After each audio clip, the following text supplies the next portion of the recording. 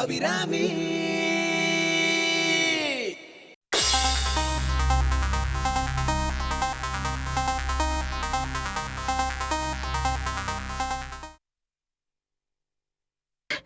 இப்ப நம்ம எல்லாருக்கும் விடுதலை கிடைச்ச மாதிரி இருக்கு. ரொம்ப சந்தோஷம்.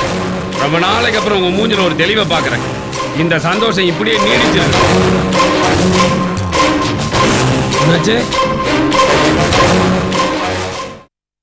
என்னாச்சு யோசிச்சுட்டு இருக்கீங்க?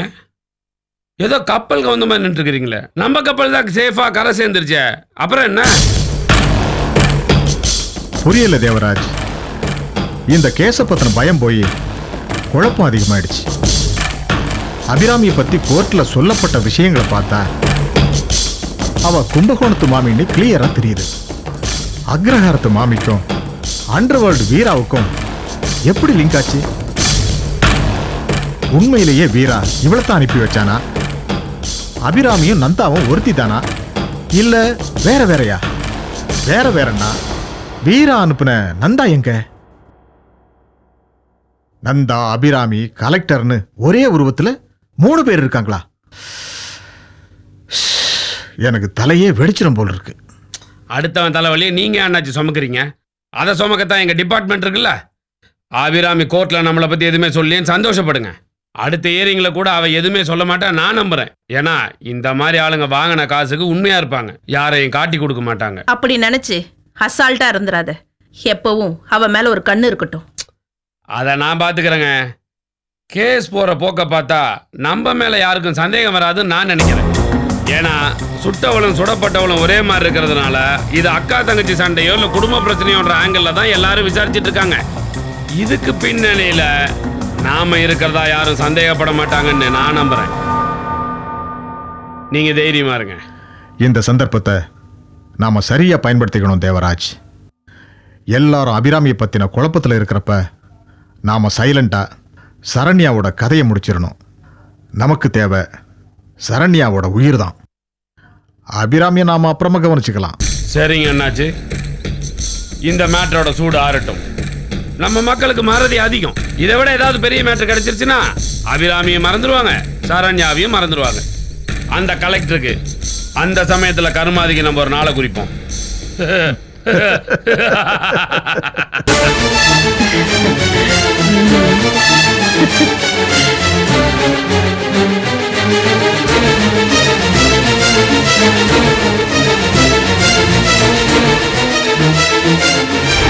அத்தை, என் தங்கச்சிக்கு தான் நீங்க மாமியா, எனக்கு என் பெத்த ஆத்தா மாதிரி.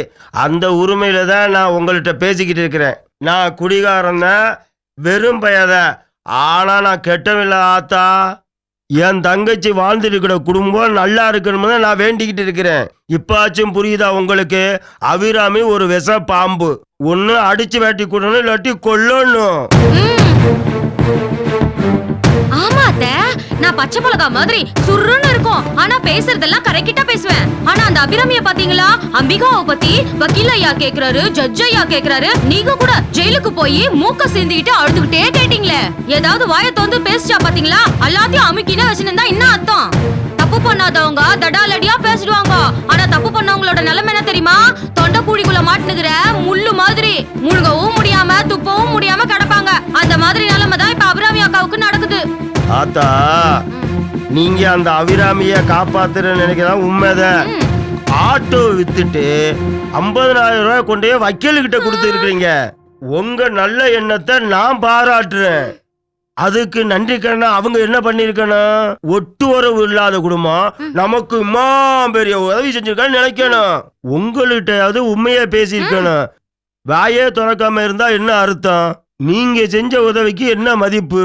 என்னத்த நாங்க பாட்டு இம்மா பேசினுக்குறோம், நீ ஒண்ணுமே பேசாம இருந்தா என்ன அர்த்தம்? ஆமா, நீங்க 2 பேரும் என்ன சொல்ல வரீங்க? அத்த, அவங்களுக்கு நாம இது வரைக்கும் செஞ்சதெல்லாம் போதும். அடைக்கலம் குத்திங்க, வக்கீல வச்சு வாதாடினீங்க, எல்லாத்தையும் இதோட நித்திக்கோங்க. அபிராமின்னு ஒருத்தவங்க நம்ம வீட்டுக்குள்ளார வந்தாங்கங்கிறதையே மறந்துருங்க. அதான் உங்களுக்கும் நல்லது, நம்ம குடும்பத்துக்கும் நல்லது. அதுக்கு இல்ல வலிகண்ணா ஐயா ஐயா சரி அத்தை. வாங்க சார் இந்த பையன் அந்த சேர் எடுத்து போடா சார் சார் சார் சார் உட்காருங்க சார் உட்காருங்க சார் உட்காருங்க சார் உட்காருங்க சார் சார் என்ன சார் இம்மா தூரம் அம்பிகாவை எங்க மறைச்சு வச்சிருக்கீங்க? அந்த பொண்ணு காணாம போச்சு சார் அது காணன்னு சொல்லி போலீஸ் ஸ்டேஷன்ல கூட கம்ப்ளைண்ட் கொடுத்துக்கிறோம். பொய் சொல்றீங்க. எங்களை திசை திருப்ப நீங்க போட்ட நாடகம். அம்பிகாவை எங்க மறைச்சு வச்சிருக்கீங்கன்னு சொல்லலனா உங்க எல்லாருக்குமே பிரச்சனை தான். சார் நாங்க இந்த விஷயத்துல உங்க பக்கம் தான் சார். அம்பிகா எங்க கிட்ட இருந்ததுன்னா நாங்க ஏன் உங்ககிட்ட போய் சொல்ல போறோம் வீட்ல இல்லன்னு. பார் சார் அம்பிகாவை ஏதோ ஒரு கோவத்துல 2 வார்த்தை பேசிட்டா அதுக்கு அது கோச்சின்னு ஊட்ட விட்டு போயிடுச்சு சார். அம்பிகா, அபிராமி அவங்க செஞ்ச குற்றங்கள் இது எல்லாத்துக்குமே ஒரு பொதுவான தொடர்பு இருக்கு. எங்க அம்பிகாவை கண்டுபிடிச்சேன்னா அந்த தொடர்பு தெரிஞ்சு போயிடும் தான் நீங்க அம்பிகாவை மறைச்சு வச்சிருக்கீங்க. சார் மெய்யாலுமே அந்த பொண்ணை காணும் சார். அந்த பொண்ணை கண்டுபிடிச்சிட்டா அபிராமிக்கு தண்டனை கிடைக்கும்ல, நாங்களும் பேசாம நிம்மதியா இருப்போம்ல.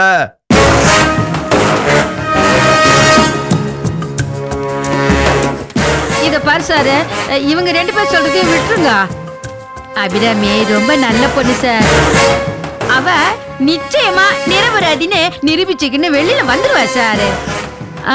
அந்த நம்பிக்கை எனக்கு இருக்குது சார். அவ வெளியே வந்தீங்கன்னா அம்பிகா எங்கம்மானே என்கிட்ட தான் சார் கேப்பா. ஐயோ அம்பிகாவை தொலைச்சிட்டோன்னு சொன்னா அவ மனசு தாங்க மாட்டா சார். அவங்க 2 பேரையும் ஒன்னா சேர்க்கணும். அதுக்கோசரமாவது நீங்க அந்த அம்பிகா பொண்ணை கண்டுபிடிச்சு கொடுங்க சார். உங்களுக்கு புண்ணியமா போகும். எல்லாரும் புத்திசாலித்தனமா பேசி என்ன முட்டாளாக்க பாக்குறீங்க. அபிராமியவே கண்டுபிடிச்ச எங்களுக்கு அம்பிகாவை கண்டுபிடிக்க ரொம்ப நேரம் ஆகாது. கண்டுபிடிக்கிறேன். கூடிய சீக்கிரமே எல்லா உண்மையும் கண்டுபிடிக்கிறேன். அதுக்கப்புறம் உண்மையை மறைச்ச குற்றத்துக்கு நீங்க எல்லாரும் ஜெயிலுக்கு போக வேண்டியிருக்கோம். ரெடியா இருங்க.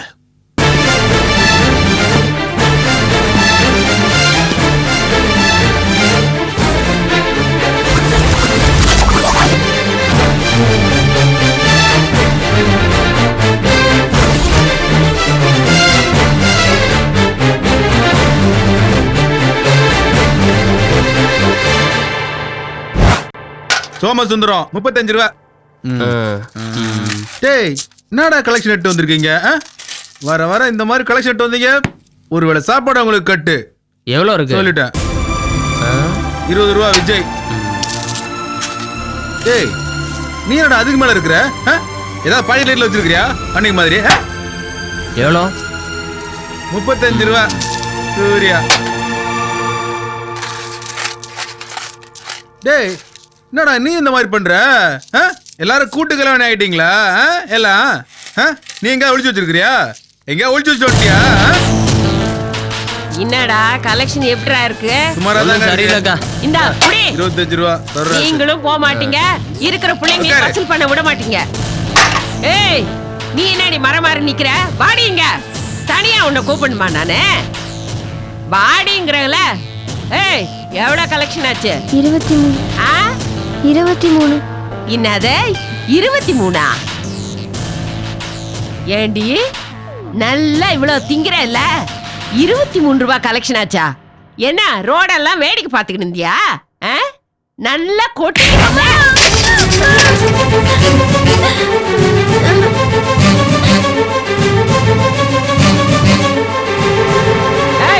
எந்திரடி எந்திரடிங்கிறல. இவங்கள பாருடி, எல்லாம் உன்னை விட சின்ன டிக்கெட்டுங்க தானே. இவங்கெல்லாம் 200 300ன்னு கொண்டு வரப்பா உனக்கு எங்கடி போச்சு சொல்லுடி. இங்க வாடி. இவளை பாத்தியா? தொழிலுக்கு வந்த 4வது நாள் 400 ரூபாய் கொண்டு வந்தா.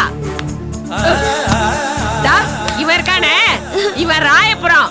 இவன் இருக்கானே சவுண்ட் விட்டு 200 ரூபாய் கொண்டு வந்தா. உட்காரு. டேய் இவன் எவ்வளவு கொண்டு வந்தா தெரியுமா? டேய் இவன் எவ்வளவுடா கொண்டு வந்தா? கேட்டியோ? கேட்டுக்கியா? உட்காரு. டேய் இவன் சைதாப்பேட்டை ஏரியா. இவன் எவ்வளவு கொண்டு வந்தா கேளு. ஏய் எவ்வளவுன்னு சொல்லு. சொல்டா. 400 ரூபாய். உட்காரு.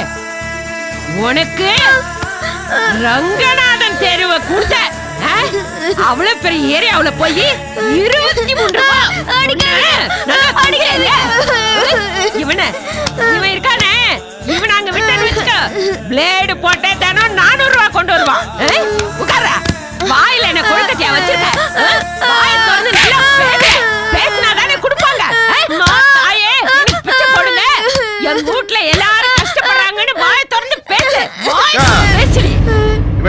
சிரிச்சிட்டு இருந்தா வேலைக்கு ஆகாதுக்கா. மூஞ்சில அப்படியே ஒரு அறுப்பு போடுக்கா.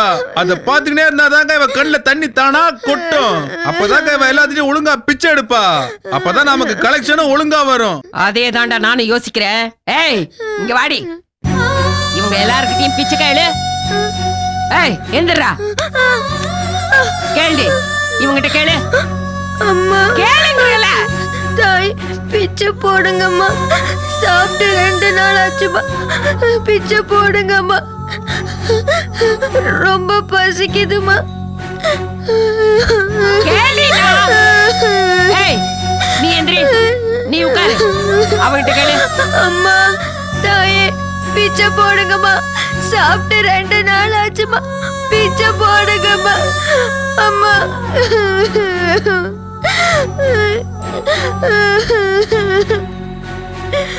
ஏய் இப்ப மட்டும் எப்படி கொடமா கண்ணீர் கொட்டுதே? இதே மாதிரி தாண்டி வெளியிலயா அழுவுனா? நம்ம தொழில்ல கண்ணீர் விட்டாதா காசு கொடுப்பானுங்க, புரியுதா? போ, இனிமேல தினமும் 300 ரூபாய் கொண்டு வரணும். மிஸ் ஆச்சு கொன்ன நோண்டி எடுத்துருவேன். அப்புறம் குருடியாதான் நடக்கணும், தெரியுதா? பா பா. ஏய் போங்கடா எல்லாரும். போங்க. ஓ ஏய் அக்கா, இனிமே இதுங்களுக்கெல்லாம் சாப்பாடு அளவோட தான் போடணும். சரிங்க. வா. கொண்டா கலெக்ஷனை கொண்டா. இந்த பாருங்க. ஆமா, இவங்க பண்ற கலெக்ஷனுக்கு நோட்டு புக்கு வேற. ஏய்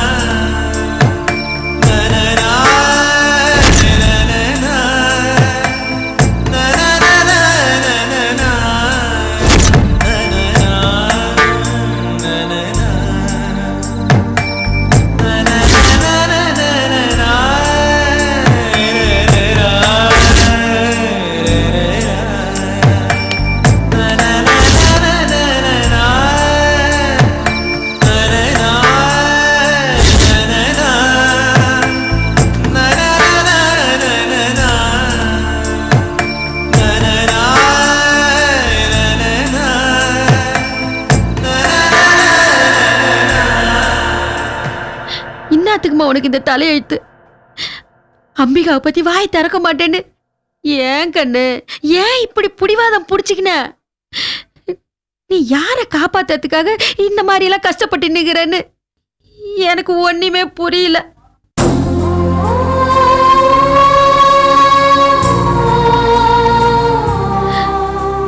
ஐயோ இத பாரு, நான் இப்படி எல்லாம் கேட்டீங்கிறதுக்காக உன் மேல நம்பிக்கை இல்லைன்னு நினைச்சுக்காத. நீ எந்த தப்பும் பண்ணிருக்க மாட்ட, பண்ண மாட்ட, நான் நம்புறேன். ஆனா ஆனா இந்த ஊர் உலகம் நம்பணுமே. நீ கோர்ட்ல வாயை திறந்து பேசுனன்னு வச்சுக்கோ, ஒரு பிரச்சனையும் வந்திருக்காது கண்ணு.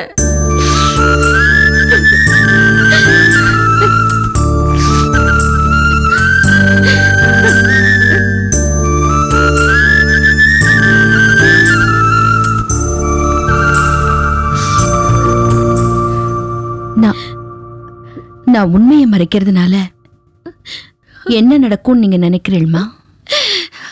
உன்னை தூக்குல போட்டுடுவாங்கள. அபிராமி அபிராமி, யமனாண்ட வாரி கொடுக்கறதுக்கா நாங்க இம்மா கஷ்டப்பட்டு நிக்கிறோம். சொல்லு. நான் உண்மையை சொன்னா ஒரு குடும்பமே தூக்குல தொங்கும்.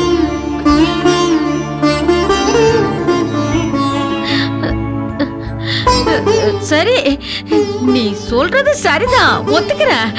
அந்த குடும்பத்தோட ஓரவு வேணாம் ஒட்டு வேணாம் எல்லாத்தையும் தூக்கி எரிஞ்சுக்கின்னு வந்துட்டல. இன்னும் இன்னாத்துக்குமா அவங்களுக்கோசம் துடிச்சு நிக்கிற? உன்னை ஜெயில இருந்து வெளியே ஈட்டுக்குன்னு வரணும்னு நானும் வேலுவும் இம்மா போராடி நிக்கிறோமே, அதுக்கோசரமாவது நீ கொஞ்சமாவது மதிப்பு கொடுக்கலாம்ல. ஏன் தாயி, மிச்ச மீதி இருக்கிற உன் காலத்தை இந்த கூண்டுக்குள்ளேயே கழிச்சணும்னு முடிவு பண்ணிக்கினியா? என்னை பத்தி நீங்க கவலைப்படாதீங்கம்மா. அம்பிகாவை நீங்க நன்னா பாத்துக்கிறேன், அதுவே நீக்கு போதும்.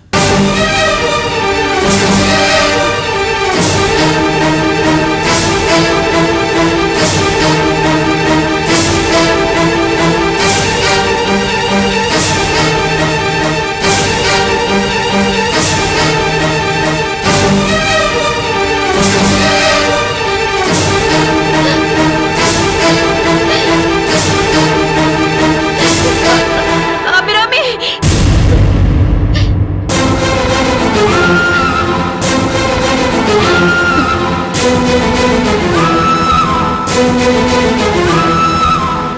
இத பாரு, நீ யாருக்கோசரம் ஊர் பழியெல்லாம் ஏத்துக்கிட்டு இப்படி கெட்ட பேர் வாங்கிக்கினியோ, அந்த அம்பிகை பொண்ணு, அந்த அம்பிகை பொண்ணு இப்ப நம்ம வீட்டுல இல்லம்மா.